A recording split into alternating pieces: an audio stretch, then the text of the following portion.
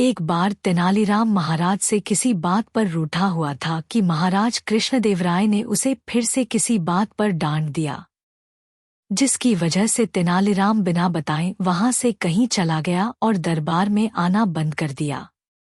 महाराज को लगा 1-2 दिन बाद खुद ही आ जाएगा, लेकिन ऐसा नहीं हुआ। सप्ताह बीत गया, तेनालीराम दरबार में नहीं आया।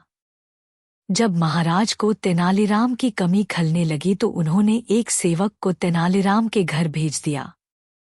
वहां जाकर पता चला कि तेनालीराम बहुत दिनों से घर भी नहीं आया है। अब महाराज परेशान हो गए कि आखिर तेनालीराम गया तो गया कहाँ। उन्होंने पूरे विजयनगर में गुप्तचर फैला दिए। सारा विजयनगर छान मारा गया, लेकिन तेनालीराम का कहीं पता नहीं चला। तब महाराज को विचार आया कि क्यों न आसपास के गांवों में खबर फैला दी जाए कि महाराज अपने राजकीय कुएं का विवाह कर रहे हैं। इसलिए गांवों के मुखियाओं को आदेश दिया जाता है कि वो अपने अपने गांवों के कुएं को लेकर विजयनगर पहुंच जाए। जो मुखिया आदेश का उल्लंघन करेगा उसे मृत्युदंड दिया जाएगा। महाराज जानते थे कि तेनालीराम जिस भी जगह होगा वह उस गांव के मुखिया की मदद अवश्य करेगा और इसी तरह हम उसे खोज लेंगे। उधर महाराज की घोषणा सुनते ही तेनालीराम भी समझ गया कि ये सब उसका पता लगाने के लिए किया गया है। सभी गांवों के मुखिया ये घोषणा सुनकर हैरान थे। वे सब सोच रहे थे कि आखिर महाराज को हो क्या गया है, भला कोई भी कहीं उठकर जाता है। तेनालीराम जिस गांव में रहता था उस गांव का मुखिया भी काफी परेशान था कि तभी तेनालीराम उसके घर पहुंच गया और बोला, मैं आपका शुक्रगुजार हूँ जो आपने मुझे अपने गांव में रुकने की जगह दी। मैं आपका ये उपकार जरूर चुकाऊंगा।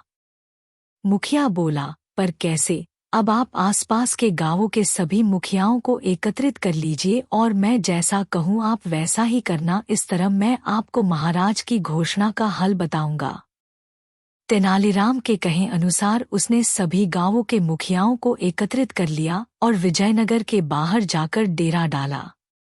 तब तेनालीराम ने एक मुखिया को अपने पास बुलाया और बोला, अब तुम महाराज के पास जाकर बोलना कि महाराज आपके राजकीय कुएं के विवाह में सम्मिलित होने के लिए हमारे कुएं राजधानी के बाहर ठहरे हुए हैं। कृपा करके आप अपने कुएं को उनकी अगवानी के लिए भेज दीजिए। मुखिया ने महाराज के पास जाकर वही कहा जो तेनालीराम ने बोला था। तब महाराज ने पूछा, तुम्हें ये सुझाव किसने दिया है? मुखिया ने साफ साफ बता दिया कि कुछ दिनों से हमारे गांव में एक आदमी आकर रह रहा है, उसने मुझे ये सब बोलने के लिए बोला था। मुखिया की बात सुनते ही महाराज समझ गए कि हो न हो वो तेनालीराम ही होगा। महाराज बोले, वह अभी कहाँ है? महाराज, वह अभी राजधानी के बाहर खड़ा है। मुखिया ने कहा। महाराज ने अपने सेवकों को तुरंत रथ तैयार कर राजधानी के बाहर जाने का आदेश दिया। कुछ ही देर में वो तेनालीराम को लेने के लिए राजधानी के बाहर पहुंच गए। तेनालीराम को देखते ही महाराज बहुत खुश हुए और उसे बड़े धूमधाम से दरबार में लाया गया। सभी मुखियाओं को भी पुरस्कार देकर विदा किया गया।